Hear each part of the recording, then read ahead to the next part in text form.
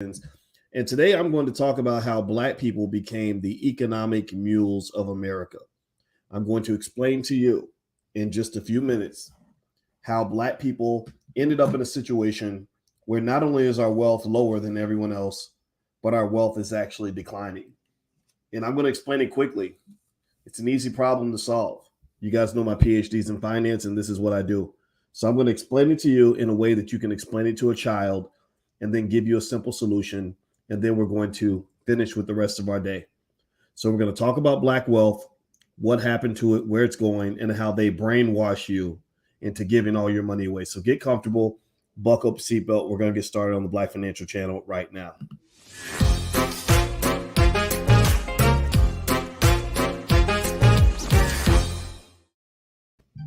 Hey, what's going on? Welcome to the Black Financial Channel. That's theblackfinancialchannel.com. My name is Dr. Boyce Watkins. I am your friendly neighborhood finance professor. On the Black Financial Channel, we talk about Black wealth and Black economics every day, sometimes as much as 10 times a day, under one condition. The condition is that we are Black first. Black first means that we put our community at the top of our priority list. Black first means that we care about our people. Black first means that we want Black people to win. Black first means that we're educating our kids. Black first means that we believe in our families. Black first means that we love our women. Black first means that we love our men. Black first means that we love our children. Black first means we love our community. If you are Black first, if you are B1, put a hashtag B in the number one in the chat, hashtag B1. A quick reminder before I give you all the ways that Black people have become the economic mules of America.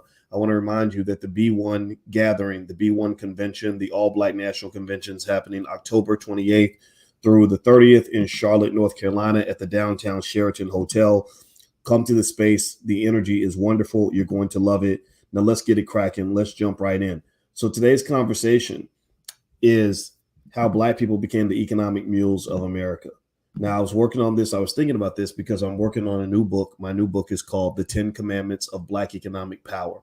This is a book that I want to write so that I can sit it next to Powernomics. Dr. Claude Anderson, he wrote the original Powernomics. This is not another Powernomics. I cannot become another Dr. Claude Anderson, nor am I going to try to be. At best, I can be a support system for the ideas that great men like him have put in place.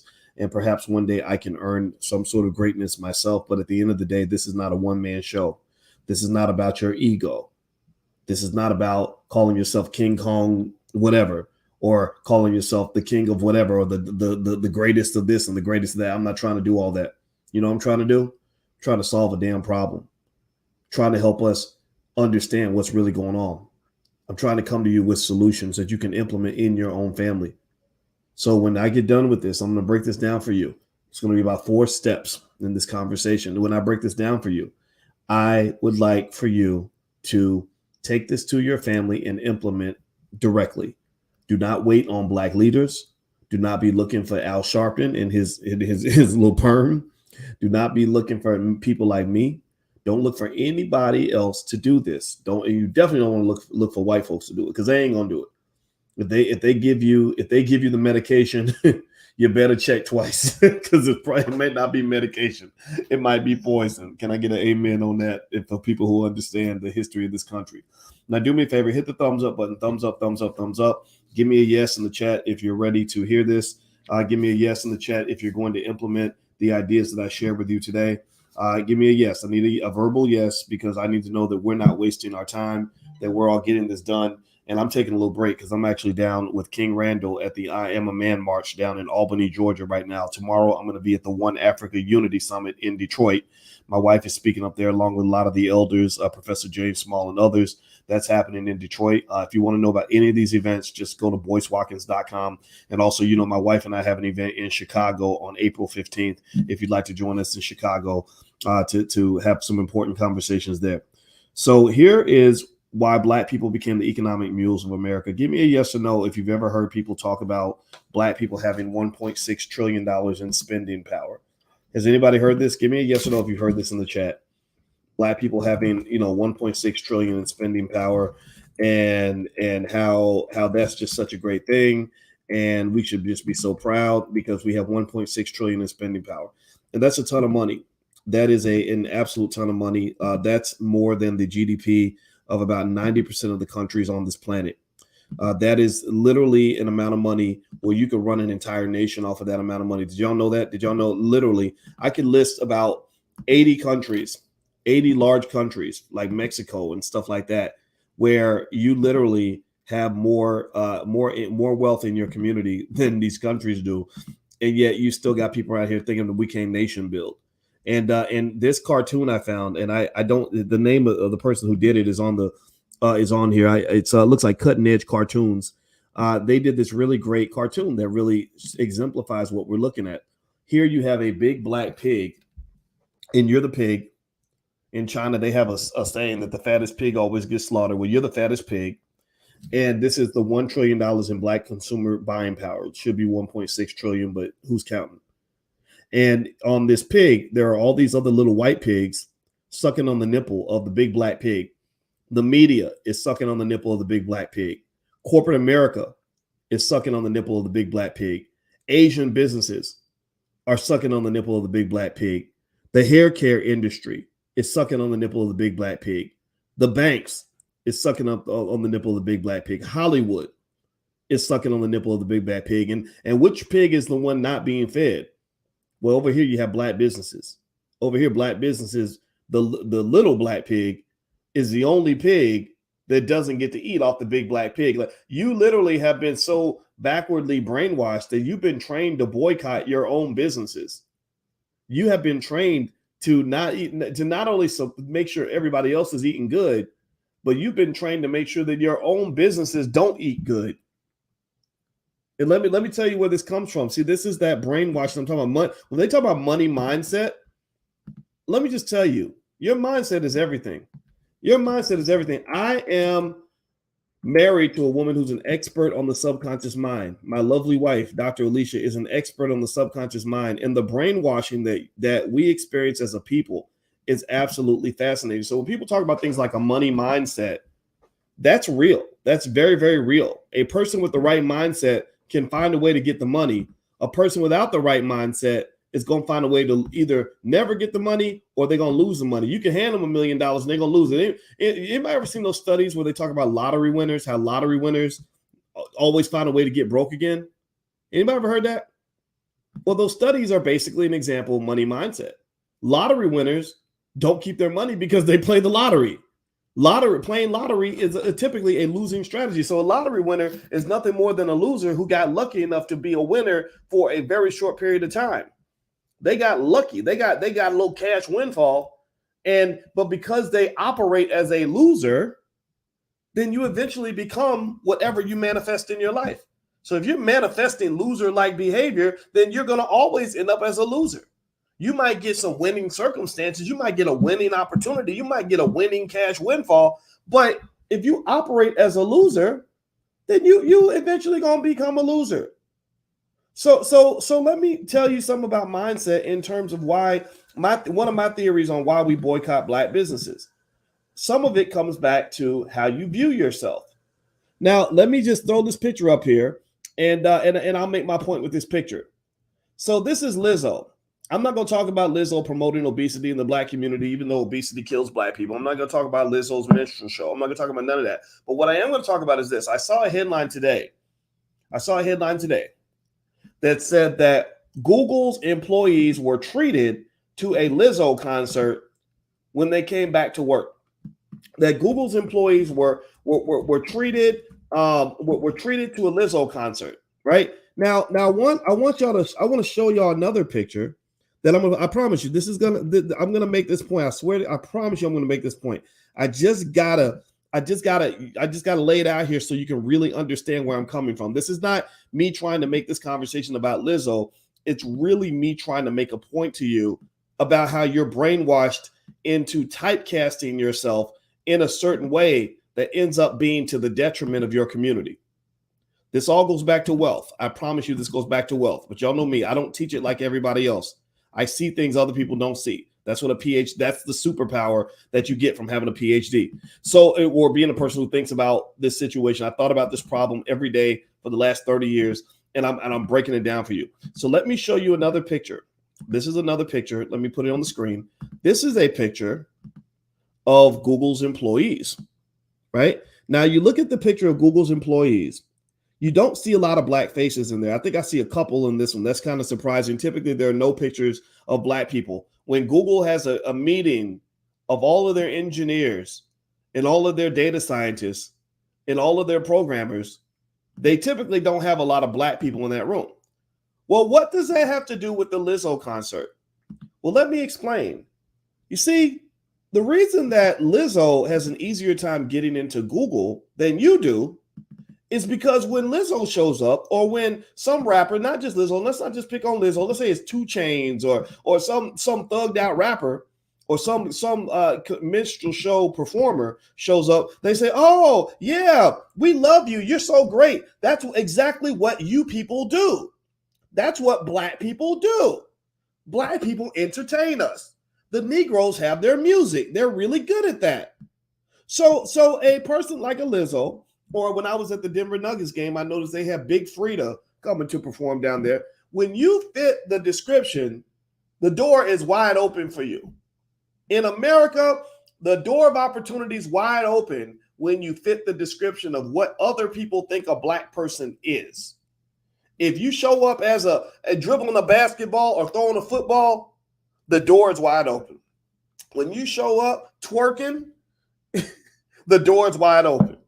When you show up with toting the gun in one hand with a microphone in the other, with 50 pounds of gold chains around your neck with 85,000 tattoos, the door is wide open. Why is that? Well, because that's what they believe that you do. Now, how does this relate to black businesses and the pig and the black pig not being fed? Well, because what happens to black business owners, the reason that everybody starves you out is because you don't fit the description. You're not showing up as a thugged out rapper. You're not showing up as some sort of buffoonish entertainment minstrel show. You're not showing up dribbling basketballs and throwing footballs. You didn't walk in the building twerking. You walked in and said, I'm a computer engineer just like you.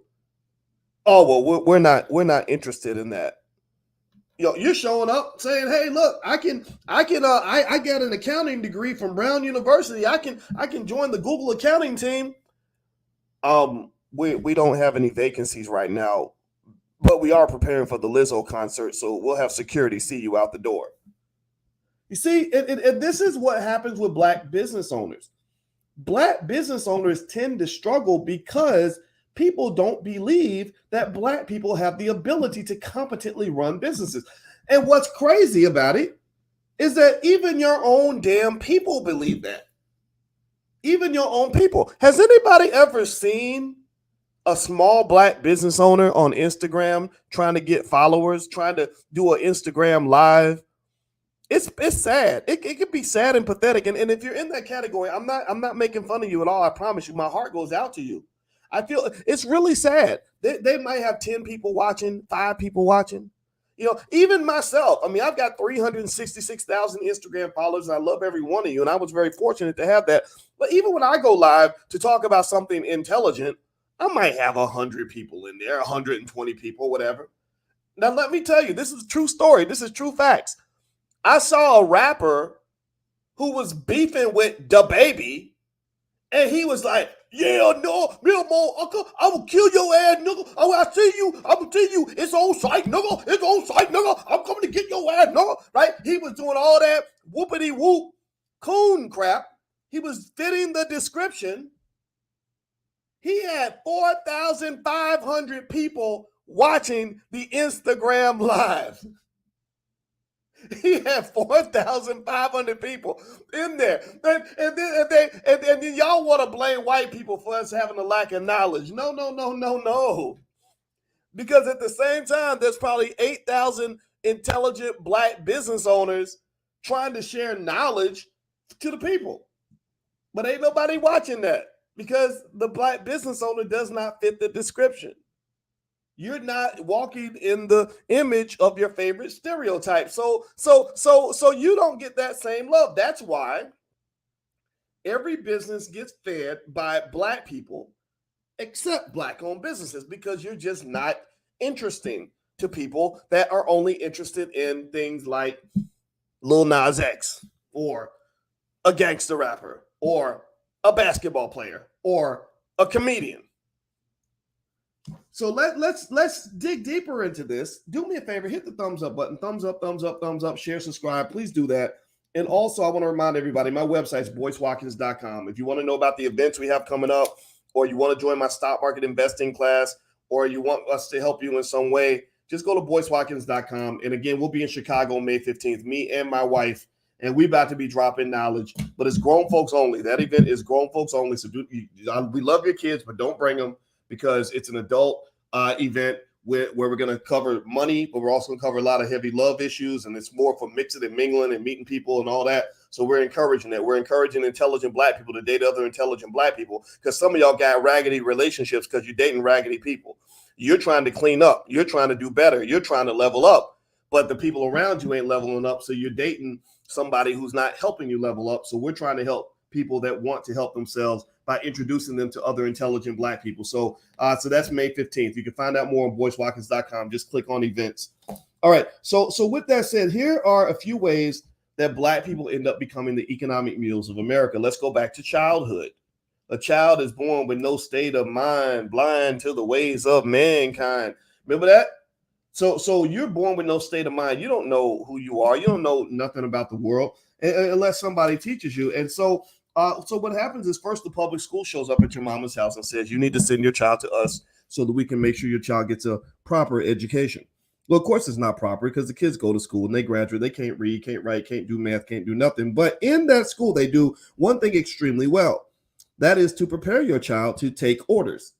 That is, in the public school system, the number one way to make good grades is not by being smart. If you're smart, you're probably going to get punished for it. The number one way to make good grades in the public school, and I'm saying this to you as a college professor, I've been teaching students for 29 years now, is to sit down and shut up. Is to do what they say.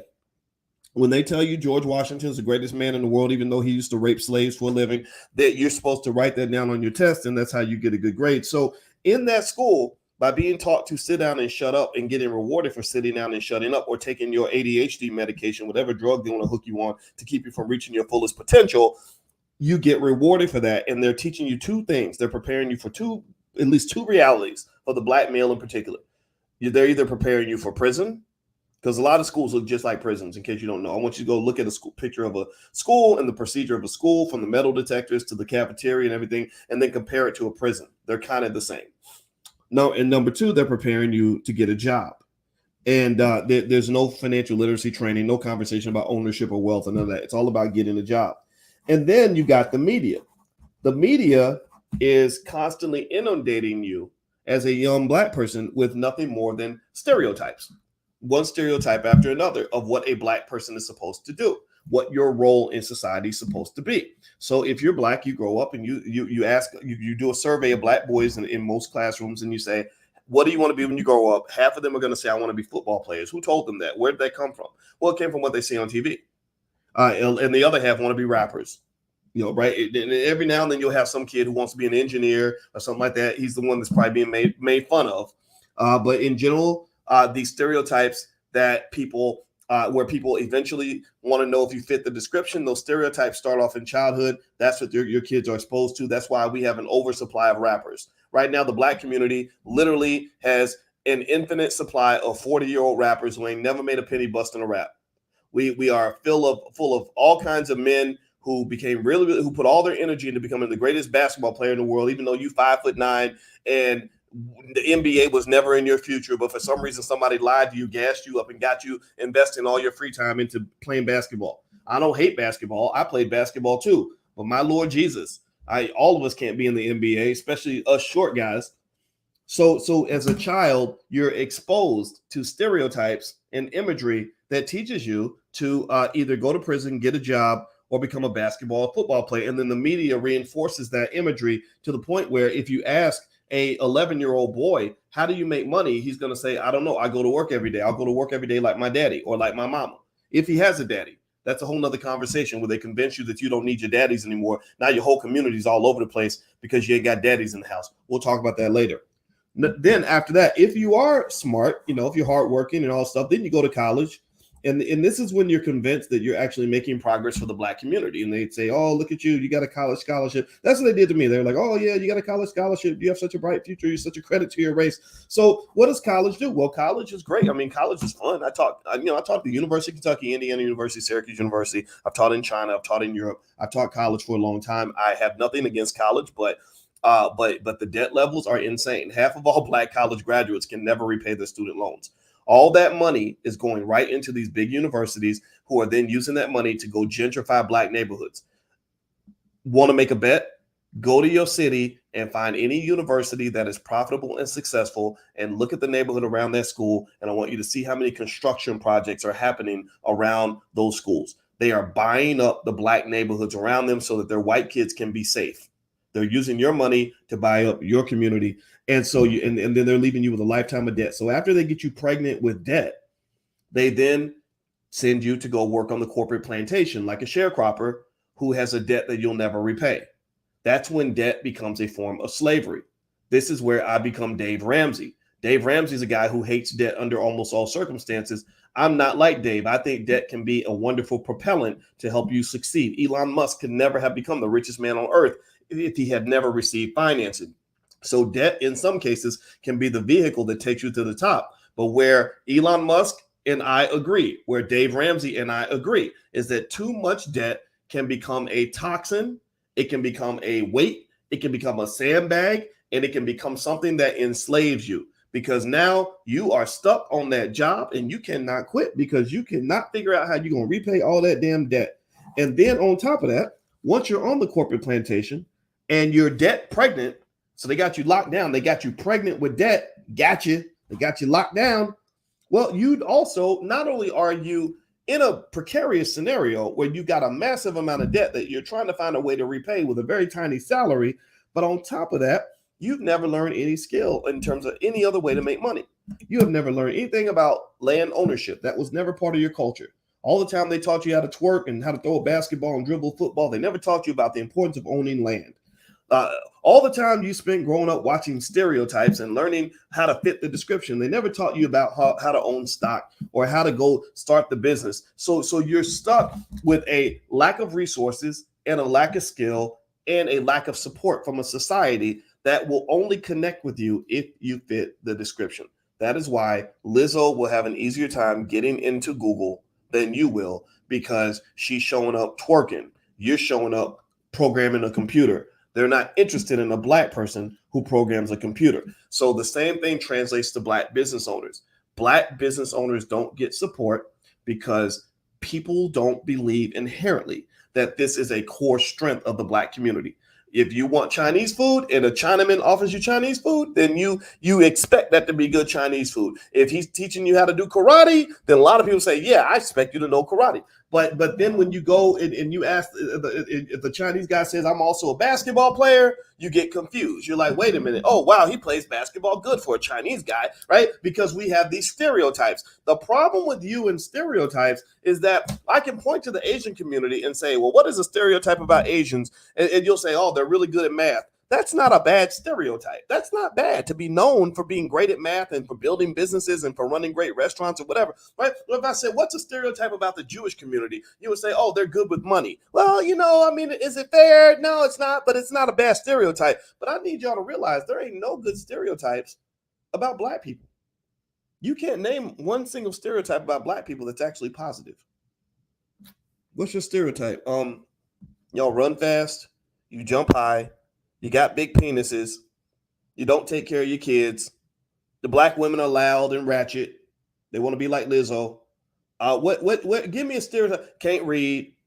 Don't want to go to school. Don't want to do no homework. There's no positive stereotypes about Black people. So ultimately, you become the economic mules of America because they have carved out a place for you. They carved out a space for you that's in the basement of society. You are supposed to be the ones who support other people's quest to get rich. You're not actually supposed to be the beneficiaries yourself. So how do you fix this? Well, the way you fix this is you must absolutely, unequivocally, without a doubt, become the dominant educational force in the minds of your children. You must, don't get me wrong, you can send them to school if you want to, but you let them know going to school, oh, that's just practice, baby. That ain't your real education. You give them the real education when they get home. That's when you bring them to my book club. Every Wednesday night, we're reading Dr. Claude Anderson's book. We're reading Powernomics. Some of y'all asked for an audio version of the book. I get it. It's fine. I know it's hard to read and focus that long. Fine. I said, cool, I'll read it to you. I'm reading it to you every Wednesday night at 8:30. So now you ain't got no excuse. All you got to do is sit. You ain't got to pay no money. It's free, and I'm reading it to you. All you got to do is pay attention. Go to boycewatkins.com. You can sign up for the book club. It's totally free. Bring your kids. Bring your kids. That's us educating the community. That's me saying, as a Black man, I am the school system. You are the school system. We are the school system. I don't need some lady from the suburbs coming in to my neighborhood educating my damn kids. I got this. When it's time to give them other things they need, when it's time to feed them and protect them and clothe them, me and my wife got this. We don't need your help. We don't want your help because we don't trust you. You're going to fill our kids' heads up with nonsense. You're going to teach them things like, oh, when you grow up, the best thing you can do is go get a job and work for a big white corporation. And next thing you know, they are enslaved and they are trapped. So that is literally the place where we have to begin. We must be the dominant educators of our kids. If you send your kid to school, you ask yourself, what curriculum do we have in our house? How are we shaping the culture in our home? What is our culture? Define every corporation. Let me just tell you a little bit about business. Every business, if you haven't done it yet, you need to do this. Some of y'all business owners, let me give you a little business tip. When you start your business, one of the first things you must do is define your mission statement. You have to shape your core values. In one sentence, tell me what you believe in. Well, your family is your first, and that is your most important business. What are your core values? What do you believe in? Who are you? And then once you shape that up, you repeat it to your kids 10 billion times so that they know who the hell they come from. They know who the hell they are. They know exactly where they stand in every debate because mom and daddy planted their seed real deep in the ground, so you can't knock them off of that perch. The Black Business School core values. We believe Black people should educate our own children, create our own jobs, support Black businesses. That's what we call the Black Core of 3. In my household, I ask my daughter every couple of days, I say, babe, what are the 3 P's of success? She says, practice, preparation, and persistence. And I say, good. That will get you through every situation that you run into in your life. That will help you climb every mountain. That'll help you overcome every obstacle. That'll help you come back from every setback. If you do those 3 things, it's going to work. So whenever she goes through something, when she goes to dance competition and something goes wrong, I'll say, well, what got you through that? Which of the 3 P's got you through that? Oh, that was persistence. Okay, so when she's preparing for a dance competition, I'll say, which of the 3 P's are you using right now? Oh, practice. Right? When she gets up for school and misses the bus, and I say, which of the 3 P's did you violate just now? She'll say preparation. So what are the core values in your household? You are the president of the United States inside your house. Nobody on this earth should have more impact on the culture of your kids than you. That is your sovereign territory, and it is critical in this state of emergency that we are in as Black people, where we have hundreds of thousands of kids graduating from school who can't read.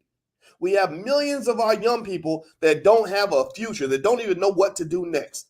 They're out here killing themselves because rappers are telling them to go out and get hooked on drugs. They're out here getting involved in crazy situations. They're out here hopeless, depressed, suicidal, or going through all kinds of nonsense because nobody prepared them and told them who they were. Nobody gave them the skills they needed to succeed. Nobody planted a couple of seeds and made some investments so they could have some assets so they could go through the world without having to go and pimp themselves out, whether it's to a corporation or to a raggedy man, in order to pay the bills. Do you follow what I'm saying? Give me a yes. Please give me a yes in the chat so I know I'm not talking to myself. I need to know that you guys are hearing me. So you became the economic mules of America because you're still a slave. You're still trained to be a slave. In fact, the worst way to be the worst kind of slave is a slave that don't even know they're a slave. Do you understand this? So do you understand like little basic things that I really want you all to understand? I'm not sitting here pretending like you're not intelligent. A lot of you are very intelligent. And if I sound like I'm being condescending in any way, I truly apologize. But let me some of us don't even know. Did you know that social media is designed to be addictive? Did you know that social media, the effect that it has on your mental health? Did you know the research is showing how bad social media messes up your head? And some of y'all are feeling it at 48 years old. Imagine how your 12-year-old is feeling. They don't even have anything to compare it to. We can at least compare Facebook to pre-Facebook.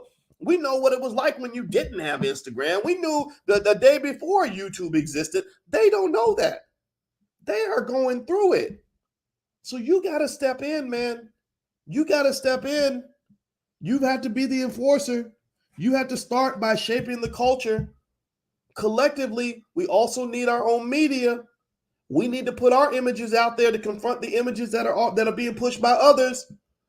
Again, I talk about Lizzo and I don't apologize for it. I know some people get mad at me for it. I don't give a damn. Lizzo's a beautiful young woman with a lot of talent. You ain't got to be twerking and showing jelly rolls and wearing and coming to Lakers games with your booty out in order to show me how talented you are. I'm sorry. Somebody put you up to this. Somebody wrote a check to make that happen. Somebody gave you a bag and made you think you were a successful Black woman, and that's not Black success to me. That is not success. So at the end of the day, we have to fight all of that. So you got the internal fight, which is family by family, which means in your house, you are the educational system. You are the last line of defense. You are responsible for making sure that you shape the core values in your home. You are responsible for making sure that your children get the education they deserve. You are the one who is going to tell them who they are so that when the world tries to tell them that there's something else, they're going to say, no, that's not me. I don't fit the goddamn description because my mama and my daddy told me who I am. I don't fit your description. I don't care about your description. And then number two, as a community, we must build those businesses. We must support those businesses by any means necessary, as Malcolm used to say.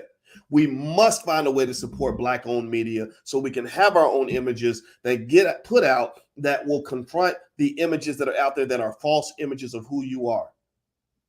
Because at the end of the day, the reason Black businesses get discriminated against by even Black people is because most people don't believe that you're anything other than a rapper, a comedian, or an athlete. And I beg to differ because we all can't be busting raps and telling jokes and dribbling basketballs for a living. We have other heroes in the community that nobody knows about. We got Black men in the community that are holding it down for children that ain't even their own. You got Black women out here that are going to school every day and buying school supplies with their own little raggedy teacher salary for kids because they love them so much. Those are your superheroes. Those are the people that you honor. Those are the ones you expect. When I look at you and somebody tells me that you're a hero to the Black community, my first question is, what did you do to earn that title other than having white people put you on TV? What did you do to earn that title other than getting a damn record deal? Why should I be looking up to you just because you got on stage and called yourself the N-word in front of a crowd full of white people? What in the world qualifies you to be any sort of symbolic leader for the Black community other than the fact that you were put on a pedestal by the very same people who are poisoning my people, who've been poisoning our community since the beginning of time? You ain't nothing but a motherfucking Trojan horse. That's what you are. That is an age-old tactic of mind control that has been used all around the world. If I want to control you and I want to ruin the people, then what I do is I find out what they love and get them to love the thing that's going to kill them. They do that every week with Popeye's chicken too. You love Popeyes. If I put a Popeye's chicken in any Black neighborhood in America, there will be a line out the door, down the block, and around the corner, and the line will be full of people who are morbidly obese with high blood pressure, diabetes, heart disease, and literally like right on the edge of death, but they got to get that chicken because that's what we've been trained to love. So I'm not making fun of you if you eat Popeye's chicken every now and then. Nothing wrong with that. I'm not making fun of you if you enjoy good entertainment. Go enjoy your entertainment. I'm not making fun of you if you're not perfect yet. That's okay. None of us are. What I'm trying to do with this conversation today, and I'm going to end this discussion in 1 second, is to at least try to be the canary in the mine, to be the one lone voice in the woods who gets you to sit back and hopefully have the courage to say, okay, this ain't right. I just need you to critically analyze the environment that you're in and realize that 80% of the stuff that you've been taught is a bunch of nonsense. Because I'm tired of losing, and I'm not going to lose. And I'm going to do everything I can to make sure my kids don't lose. And I'm going to make sure everything that we do to make sure, I'm going to make sure we do everything we can to make sure your kids don't lose either, because you're not a loser. So thank you for listening. I hope this was taken with the intention that was meant. God bless all of you. And just a reminder, real quick, I will be in Detroit tomorrow for the One Africa Unity Summit. I'm not going to be a speaker. I'm just there to support. My wife will speak, but also Professor James Small. There are so many people in the community you need to listen to, and Professor Small, Belanda Karanga, and just so many people that we got to start really paying attention to, instead of just always paying attention to the people who entertain us. How about we pay attention to the people who care about us? Maybe that might be a first step in our self-esteem. So if you want to learn about the Detroit event, or you live in Detroit, they also have virtual passes as well. You can go to boycewatkins.com, just click events. We have an event in Chicago on May 15th. My wife and I do. Everybody in here is invited. Again, it's adults only, but it's a love and money event. So we're going to drop a lot of financial knowledge, and also she's a relationship expert, so she can talk about trauma and relationships and everything else. And also we designed it so that people can mingle and meet. And so if you're single, or if you're looking for business partners, or you want to network, it's a great networking space. So we're actually using the South Shore Cultural Center, which is where we were going to get married. We were going to get married there, and COVID hit. So we realized we still had the venue. So I said, well, let's just have an event with it where everybody can come. And it's a beautiful place. Michelle and Barack got married there, I believe. So it's a beautiful, beautiful venue. And then, of course, you got the convention October 28th through the 30th. There are links on the events page if you want to be a vendor at the All Black National Convention, if you want to get advertising at the convention, or if you want to be a speaker at the convention. All that stuff is on the events page. Just go to boycewatkins.com. So God bless everybody. Thank you for listening. I hope that this conversation was helpful to you. I love you very much, and I appreciate you. I'll talk to you soon. Take care now. Bye-bye.